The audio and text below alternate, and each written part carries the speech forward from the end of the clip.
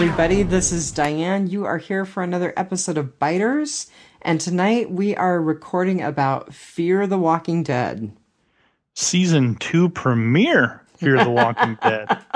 Hey, who is that on the other line? This is your zombified 30-something Brian. Little waterlogged, little seasick, but I think we're going to talk ourselves to staying on the boat. So, what do you think, man? It just weird, right? Do you kind of feel a little sleazy? I gotta tell you, I only gave it 2.5 out of 5 burials at sea.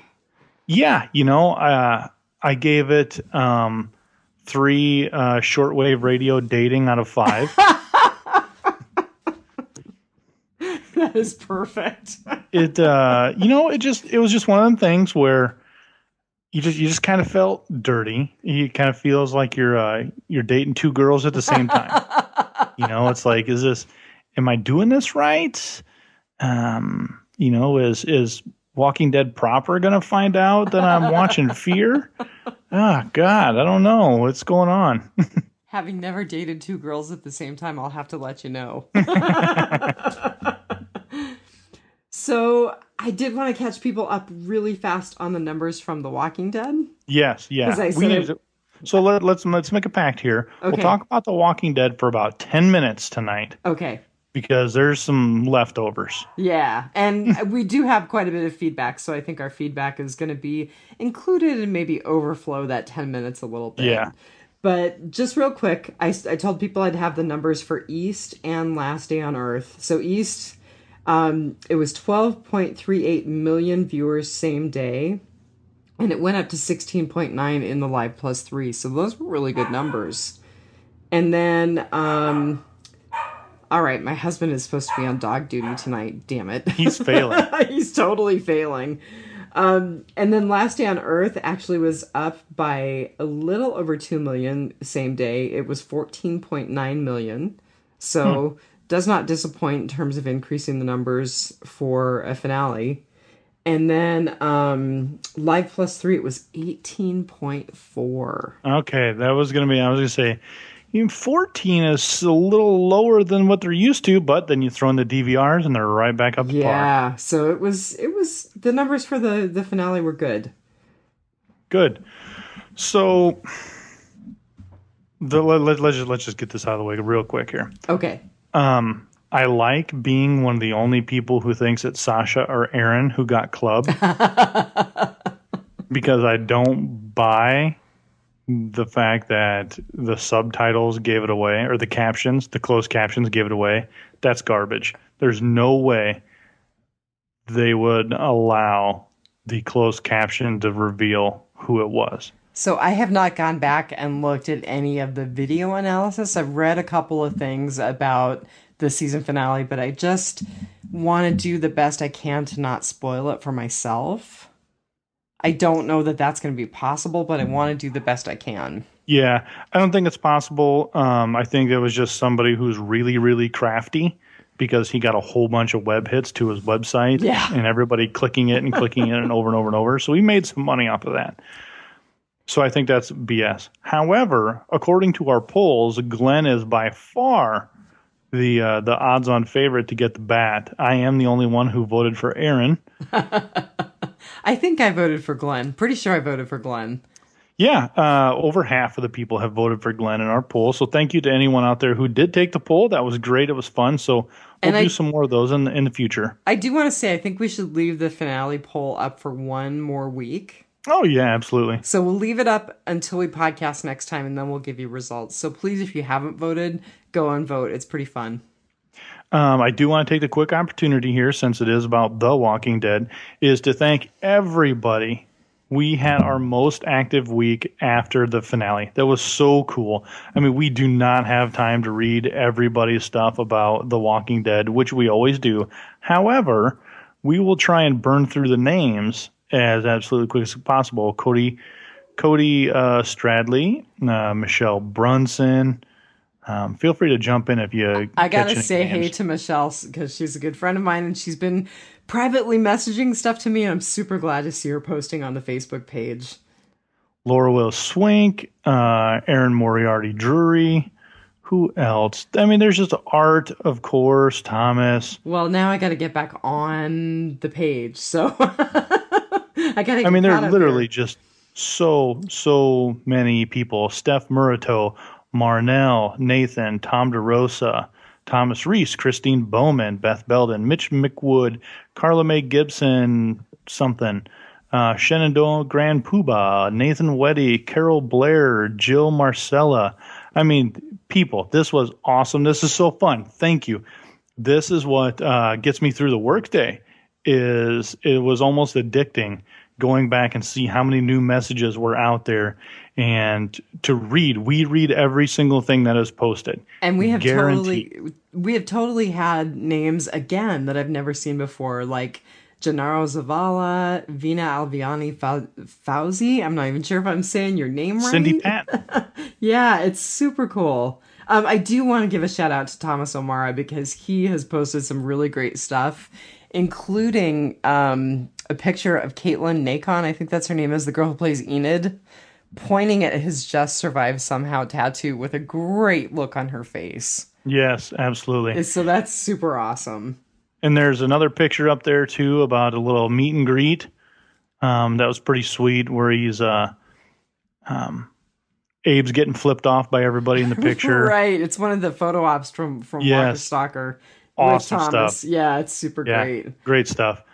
So yeah, everybody, thank you very much. It's really means a lot to us to go out there and have this kind of interaction with everybody out there. It was so cool to see it. One thing, share it with your friends. You know, if when you see the episode post, hit share. Share it with your friends. This is for everybody to enjoy. It's great, and we absolutely love it. So thank you very much. I agree. It's been really great looking at the feedback. I hope people stick with us through Fear, and I think we could have a lively conversation about that. So, all right, let's hit Fear. Let's do this now. All right. So let's see. The episode was called Monster. Yes, Monster. And I think they've said it in the sneak peeks. Yeah, the promos. You become the monster. Yeah, to kill the monster, you have to become the monster. Yeah. Yeah, and go ahead. Even the guy who was on Fear, Dave Erickson, he's a producer and he was the writer of tonight's episode. He said that the arc this season is really about, do you become a monster to kill the monster? You know, so they pretty much summed it up in the title. Yeah, to me, the title meant, monster, but it's people. It's not the monsters, it's people. Well, and we see that borne out in this episode to a certain degree, so that'll be interesting to talk about. Yeah, it had a fresh kind of, feel to it, but again, it just kind of felt like I was cheating on my old lady, Well, you made a good point when we were talking before we started recording, so I don't know if you want to roll that out now. Sure. Yeah. We'll get in because then we'll go into our epics and hopefully it'll allow people to kind of think about things. Kind of, because I've still got the writer-director and the character of the week. Yeah, you still got that. So the thing to remember when you're watching Fear the Walking Dead is you kind of have to block The Walking Dead. You have to block proper out of your brain. Because the lessons that are learned in season 6 were never learned in season 2. Think about our group on the farm and the mistakes that they made and the dumb stuff they did. Fits right into this world. And I would even be willing to wager that Fear, their group, has people that are more advanced than Proper did at this point in time in season 2.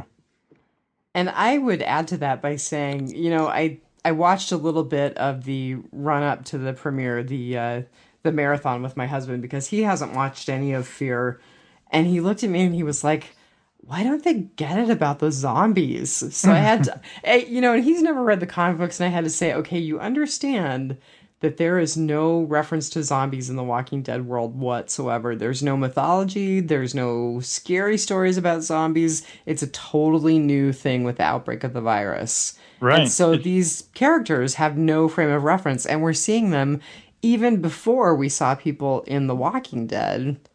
because this is at the very, very beginning days of the outbreak.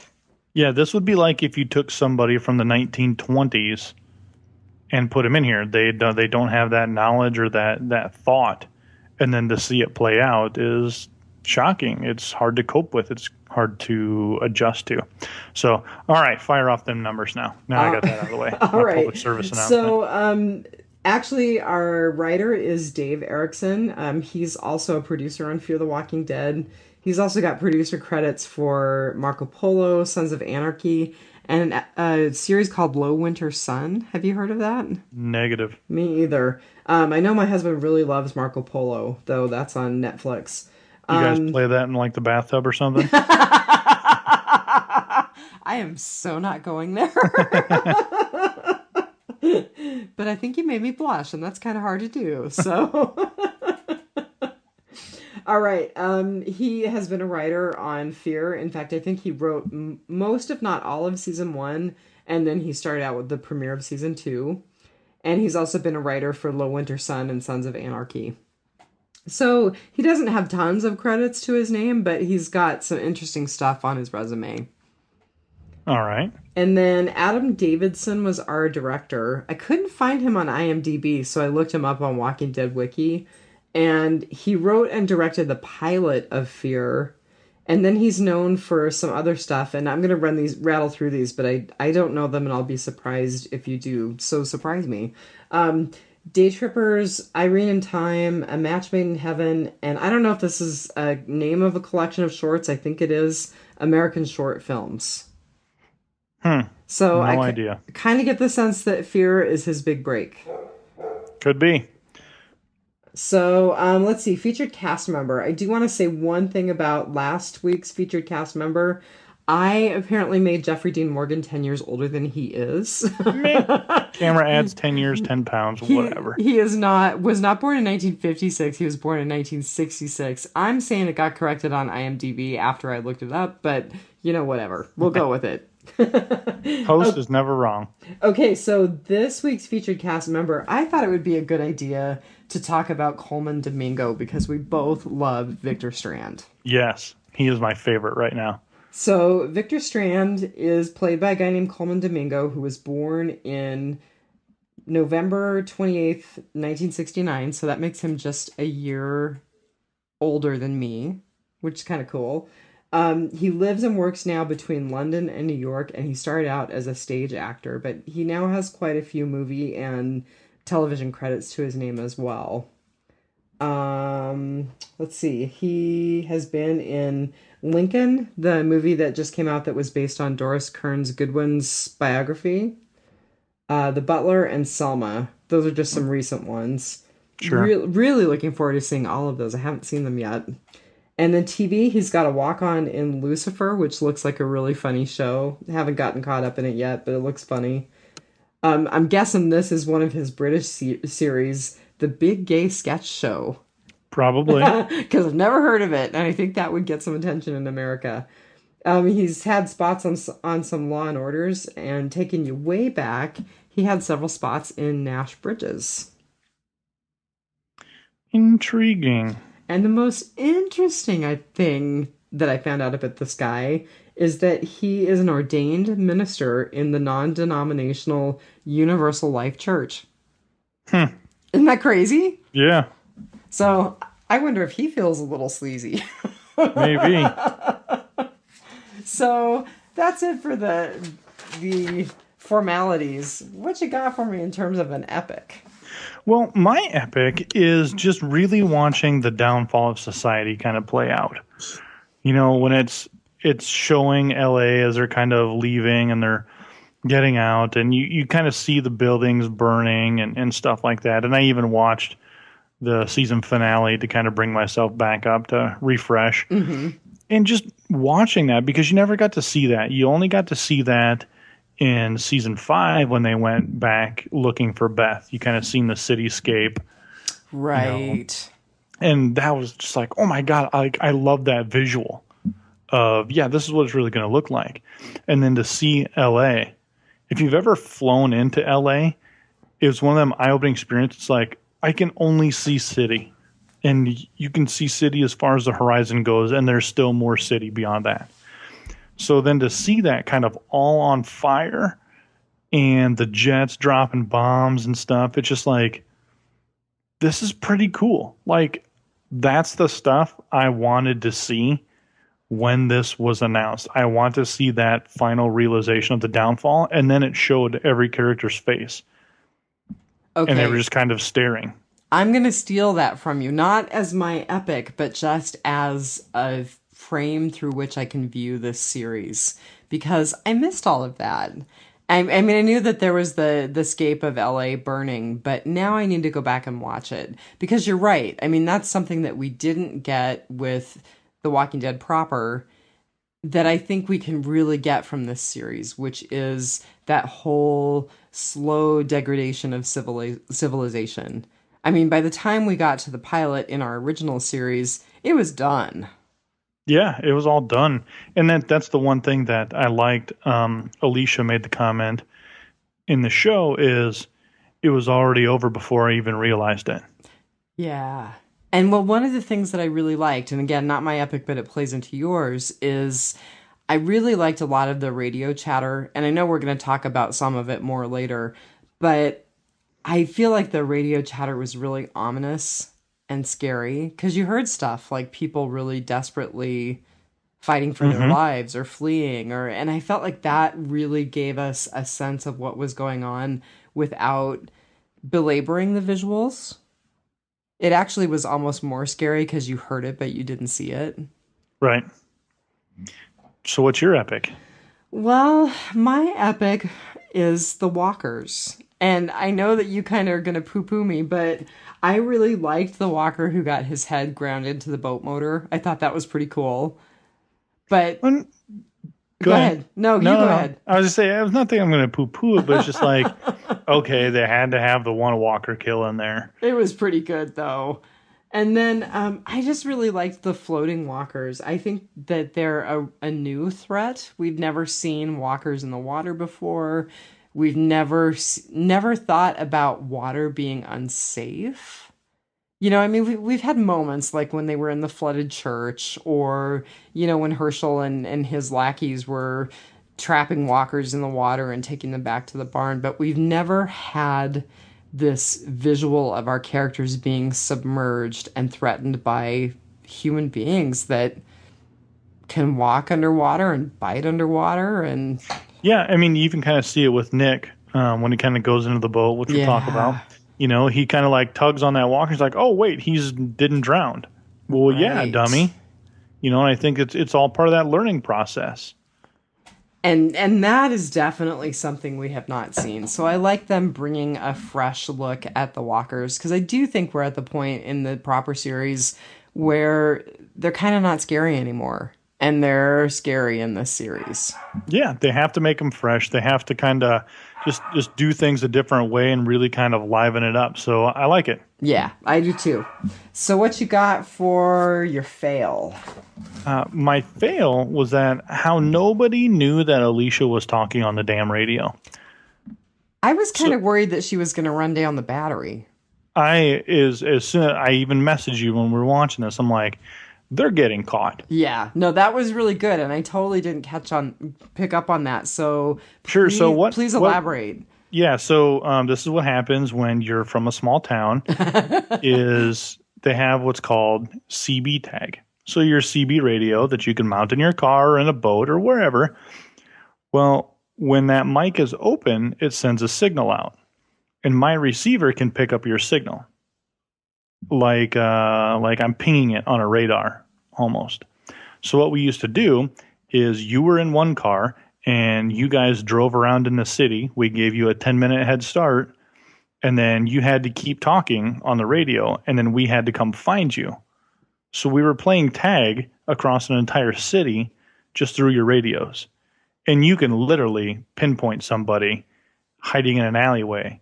No problem. That is super funny. I've never done that before. So you've actually done what happened on Fear. So when she was doing this, he just kept asking, and then she clicked the mic. Yeah. You know, she just clicked, and he's like, wait, is someone there? Because it pinged on his receiver. And he's saying, wait, hey, wait, no, I can hear you. And then he started making it real personal.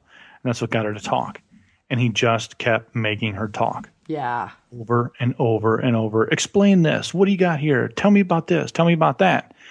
And then as it was going, I'm just like, how does nobody know this? How does nobody know this danger that she is presenting herself? And the group. And the group. Like, what is going on? It's the same difference if a 12-year-old girl was talking to somebody online. Yeah. It's the same thing. And I kind of, even when I didn't realize what was happening, because I really would not have picked up on that either until the end or when I got your message, because I just don't have a frame of reference for that. Even when I didn't know, it just felt kind of squicky. Yeah, and as it was, the guy just kept making it very personal to her. He was playing to her emotions about, oh, my girlfriend, and all this stuff. Long shot call, my bold prediction is it's the Coast Guard. Really? The Coast Guard has immediately turned bad. Oh, okay. That's interesting. I mean, it doesn't have to be all of them. So in a Coast Guard, you can be in a boat with 3 people.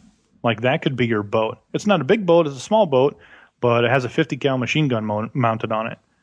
So are those the holes that we saw in that other boat? That was a large caliber rifle at a very high rate of speed. So that's instantly I seen that and I went, ooh, Coast Guard. The first thing that I thought was, okay, for a standard rifle shot, those are huge holes. Yeah. So that makes a lot more sense. Yeah, I think it's the 50 cal Coast Guard.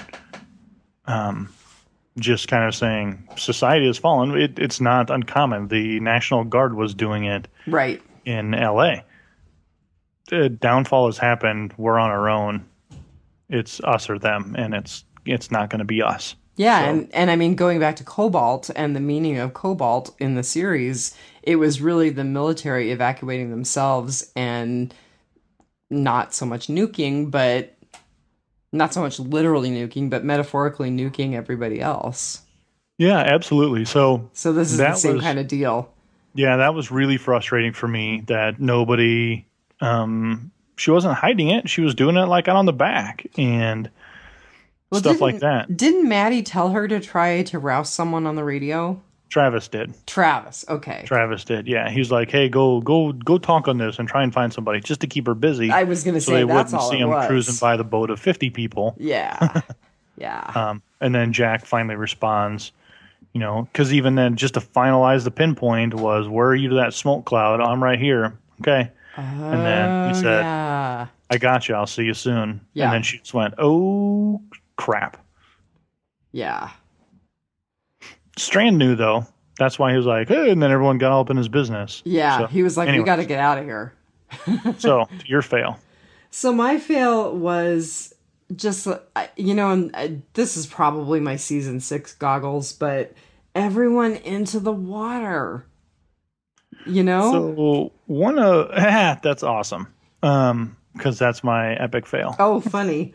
So, go ahead. I will tell you the thing that really bothered me the most about it was, Travis gave that big speech about how, we have to keep our family safe. We can't help anybody else now. It's our responsibility to keep our family safe. So what does he do? First off, Chris, who I think was actually suicidal, dives into the water. Nick goes in after him. And then Travis jumps in when he already knows there's a threat. So, yes. So it just seems to me like they were, like he was completely negating his speech, and it was one more of those, okay, if one person makes a bad decision, let's all compound it by making the bad decision too. Well, I think for Travis, I think it's just the focus on his son. I think you're right. I mean, I think that's still early day season 1 before the S has really hit the fan, as it were. Yeah, I don't think he can see past what all he sees is that his son's in the water. He can give the speech about we can't help anybody, blah, blah, blah, but he's not. Do as I say, not as yet. I do. Yeah. So my epic fail is the same thing, but why are you jumping in with your clothes on, and why is Travis jumping in with denim? So life-saving tip, everybody. Denim holds up to 20 times its weight in water. If you want to drown and die, jump on. So basically, all three of our people who were in the water were dressed totally inappropriately and would have totally been bogged down. They would have been, because of their lack of nutrition and proper hydration. I would almost guarantee you at least one of them, probably two, would not have made it back to the boat because they would have been so exhausted and so weighted down, they would have drowned already. So I gotta tell you, I kept waiting to see if maybe they were gonna spring a death on us to make this a really bombastic re-entry into Fear. And I thought that was the perfect place that the writers and producers had to do that. That they could kill off Chris, or I didn't think they were gonna kill off Nick, but that they could do a death in the water. Well, I think we might get there soon, but I don't think it was needed just because of the whole, I gotcha, I'll see you soon. Yeah. That was enough for like, what the hell? You know, like, are you kidding me? Like, oh my God, how did this guy find him? Well, folks, you already know how he found him.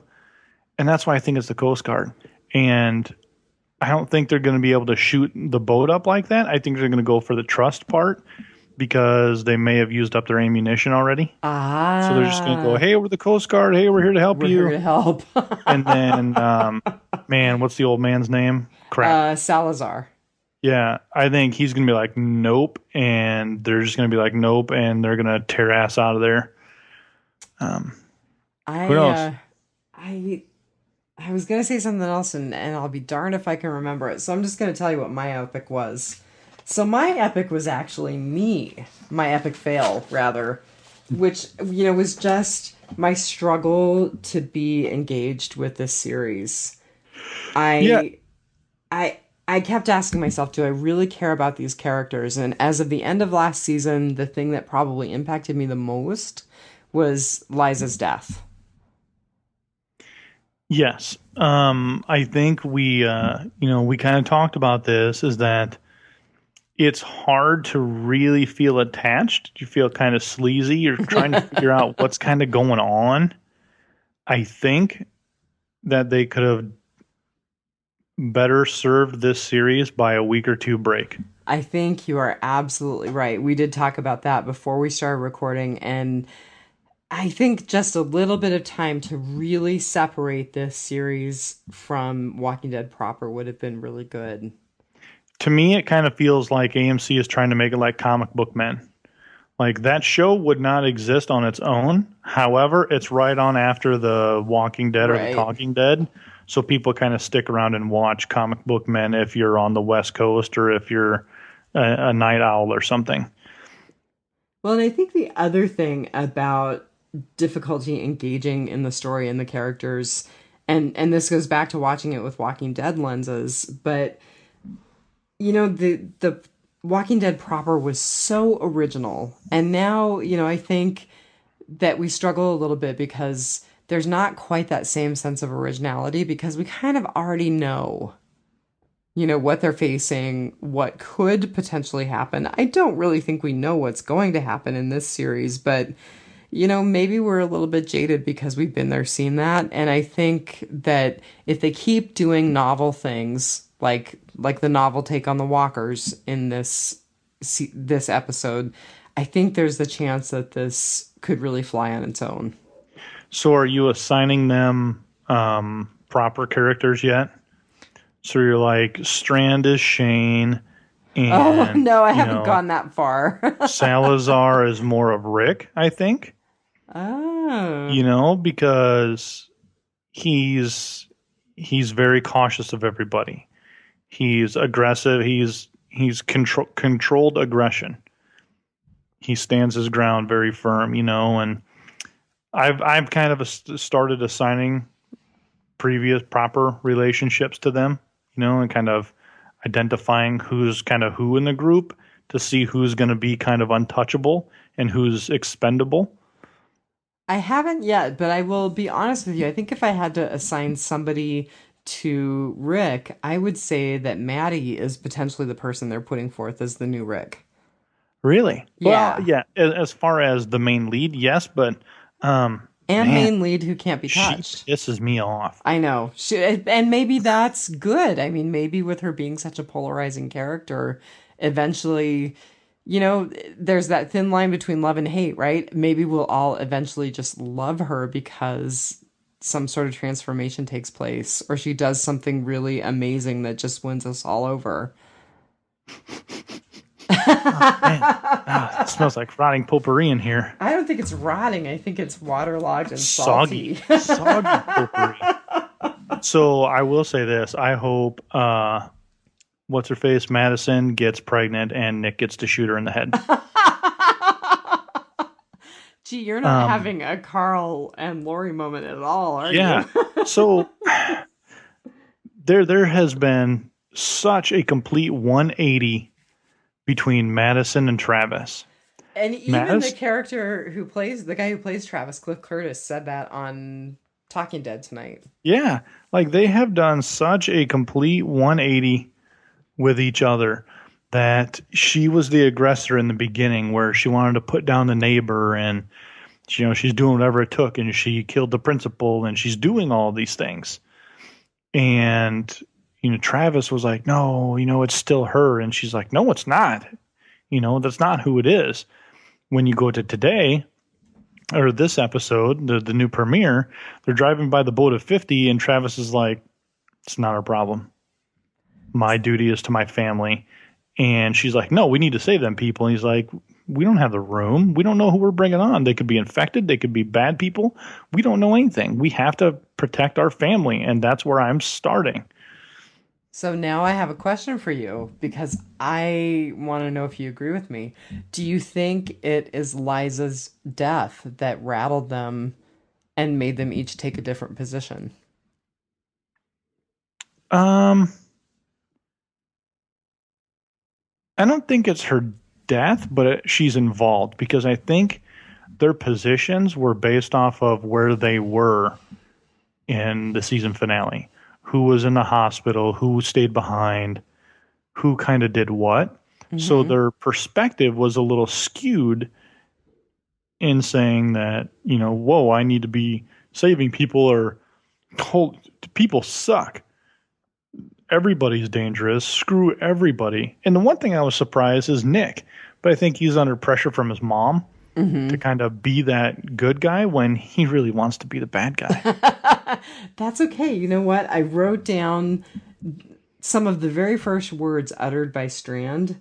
He was watching Nick, and he was watching Nick grind that walker's face into the propeller, and he said, "Well done, Nick." Mm-hmm. And I was like, okay, first of all, I think that the relationship between Nick and Strand is going to continue to develop. I think Strand is going to be his real mentor. And I think we're going to find out that Strand is not all bad. Yeah, Strand knows that he has some daddy issues. Yeah. And he is going to exploit that into becoming his surrogate father. I think you're right. And I think Strand is bad. But not bad in an evil way, bad in a selfish way. He just knows how to work things. Well, and he brought them all for a reason. He could have just taken Nick and the old man or something. He could have been very selective because he didn't even have to wait for the last boat to get there. He could have just been like, Nick, we don't have time, and just drove off. So that's going to be really interesting to see. And I think that's a key to this season as well. It's going to be very interesting to see how the characters develop and how they each fulfill some kind of role for Strand. Because I think that's a good observation. And the thing that we need to be watching out for now is what are they bringing to Strand that no one else has? Yeah, it's going to be something we need to know what the big plan is. And I think it's going to be attention to detail. So like, as it's happening, like I'm always looking at the controls on the yacht. I'm trying to see if we see some land masses in there. I'm looking at books to see if he has any certain books out of land nav charts or maps or something. Like, I'm looking to see if he has something that's going to be a giveaway as to where they're going. I haven't seen anything yet, but he definitely has the smarts. And I think Strand is going to be what keeps them alive. And I think this is the group's like waking up moment, how they're all kind of pissed off at him right now. So he went down and he in the video game world, we call it an e-peen. So he went out there, whipped it out, and said, "This is mine." He got into a pissing contest and like, rule number 1, it's my boat. Right. Number 2, it's my boat. And number 3, it's my goddamn boat. So, everyone's kind of like, well, just settle down, and he is very aggressive. He is very much like me. So when Travis is just kind of like, whoa, he's like, you feeling tough? Like, oh, sit your ass down, buddy, because I will knock you flat and throw your ass overboard and everybody else with you. It's funny that you say that, because I think that's why I relate to Strand too, because it's just straight out, this is what you see is what you get. I mean, I do think he's deeper. I think there's more going on with Strand than we realize. But in terms of what kind of dealing you're going to have with Strand, he's going to tell you. Yeah, so he definitely is the puppet master right now. There are people watching. I think he is a larger minded person. Like, he is going to kind of do like a repopulation effort at some point, maybe. That might be in his wheelhouse of, I'm going to need people to work for me. Because the guy he was a very, very successful person in his real life. I mean, he had the house up in the hills with a humongous yacht and all of this stuff. The diamond cufflinks. Yeah. Yeah. I mean, so the dude knew how to get things done, and he didn't do it by himself. He had other people do it for him. So he's very smart. He's very trickery, I guess. It's not a word, but we're going to use it. So if anybody has any theories, make sure you go out there and say, hey, here's what Strand's up to. So hit the Facebook group up and say, here's what Strand's up to. Well, and so Dave Erickson did say we're going to get a lot of backstory. So I hope in that they give us some backstory about Strand. Yeah, I'm not ready to make a bold prediction on Strand yet about what he's up to. Well, my bold prediction, and I hope I am right, is that he's one of the untouchables. Because so far, he's what's making things really interesting. God, I don't think so. I can see him dying at the end of the season. So. I can definitely see him dying. Definitely see him dying. Okay, fans, tell us what you think. Is Strand an untouchable, or is Strand dying at the end of the season? Bold prediction territory. What else you got? Oh, let's see. I was kind of distressed that they were hauling around Liza's corpse, but then again, Dave Erickson on Talking Dead pointed out that it had only been like 30 minutes between the season finale last season and this premiere. So that was kind of nice to have that be reminded of that time frame. It made a lot more sense to me.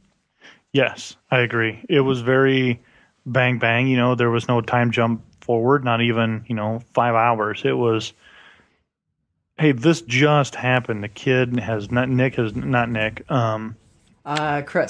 Chris has not had time to deal with the loss of his mother at all. Yeah. By the hands of his father, which he gave a nice little right hook to. I did like that Madison was like, did you hurt your hand? And then she reminisced about the first time she smacked her father. Yeah. Chris and Daniel fishing. I was totally convinced they were going to haul up a Zed, and that was going to be how we first learned about the waterlogged walkers. Yeah, I didn't think they were going to really do anything. I thought that was going to be a moment where they really have a father-son bond. I thought that was going to be something that really was monumental, but it was really just a couple of words. Mm-hmm. And then it kind of went on their business. But, gosh, I really think that he's going to wind up being more of a father than Travis is, and that's going to make them fight each other. Yeah, there's going to be friction between Travis and Salazar because of that. Although, the interesting thing is, I really did like the line from Salazar to Travis when they were talking about each of them losing their wives, or in Travis's case, his ex-wife. Mm-hmm. What I would give, or what I would not give to trade... No. What I would not give to trade my failure for your mercy. Anyways, basically saying, I wish I'd been able to give Griselda mercy the way that you gave it to Liza. Mm-hmm. And I thought that was a pretty cool acknowledgement of the parallel that they're both going through. Yeah, it's very, hey, we had the same result, but it was very different circumstances. Yeah. And as much as your kid hates you right now, he'll grow to understand that. And I think he will grow to understand that when they have to kill somebody again. Yeah, I think so. I mean, I just really like that moment. And I think that, yeah, you're right. That's going to be something that Chris will grow from. I just had, we've kind of talked about everything. It was very one-track episodes. There weren't a lot of moving parts. I did think they needed to keep it very narrow focused with the objective of the episode, so it wasn't too scattered, so it didn't lose everybody. I just made the reference that Strand is already in like season 4 or season 5 of Proper. Right.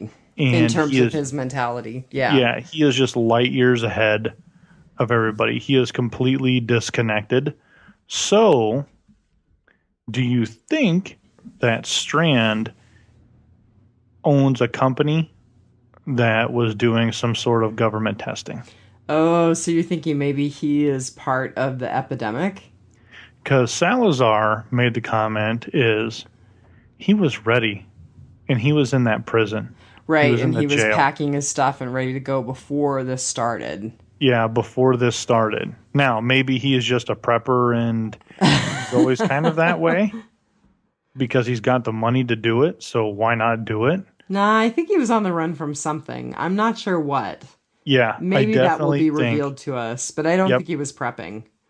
I think it's coming, but you know what? Maybe he was kind of aware of some government testing or something that was coming. The one thing I will say is they are aware that no matter how you die, everybody turns. Yeah. So they're already at that point. So they already got a 1-up. So that's good. And they figured out pretty early on that they needed to shoot Liza in the head. Mm-hmm. I will say a couple things about The Talking Dead. So Cliff Curtis is a Brit. Yeah. No, he's New Zealand. Oh, okay. So I misheard. I knew there was an accent. I misheard the accent or misplaced the accent. He's New Zealand or Australia, one of the two. Okay. And then I do have to say I love Hosier even more than I did when I heard the arsonist lullaby in Walking Dead proper. He's pretty cool. Yeah, not my kind of rock star. Yeah, I know. You and I think probably have a little bit of a different take on things, but well, I'm gonna pull up the Biters Facebook page because I do know that we've got already one comment about fear, and we may even have more as we've been podcasting. So while you're doing that, I will say that we're doing this season for the long haul. We are going to have some fun with it. We are going to try to not make too many comparisons to The Walking Dead whenever possible. We will try to rate, review, and view this series as if it were its only one. So keep that in mind as we're kind of going along here. We want to keep it fresh. We want to have some fun with it. This is our off season. It's our think of it as our training camp. For when Proper rolls back around. I do wanted to let you know, and I think the listeners are well aware also, I will be podcasting from Hawaii next week. Yay! And I'm thinking I'm not hauling my whole setup with me. I'm going to take my computer. I've got a nice new set of Bose headphones that have a microphone, so hopefully that's going to be enough. We're recording in Skype, so I think it should be. Yeah, it will be good. Yeah. So this is from Thomas Reese. This is the first post that we got about fear. Loved it. Fear is more like the responsible and mature older brother of The Walking Dead. I'm giving Monster a respectable 3.9 ankle biting floaters. Wow, he graded it really high. Yeah, he did. I think they're off to a strong start. Strand is awesome, which we both agree. Alicia's stupid as shit. I can't wait for Chris to die. Daniel's a badass, Nick's cool, and the rest of the cast is just there. Their amateur mistakes are constantly poking me in the eye, but I keep forgetting they've only lived in this world for a few weeks. I think this season will be more prison than farm, and I think it will ultimately be a hit. Kill of the week, Propeller to the Skull. Character of the week, Strand. You guys have been killing. The shows have been great. Keep recording, and I'll keep listening. Thanks, Thomas. Yeah, appreciate it, man. Thank you. That's really nice to hear. And I agree with him. I'm really hoping that this is more prison than farm, and I hope it just takes off from here.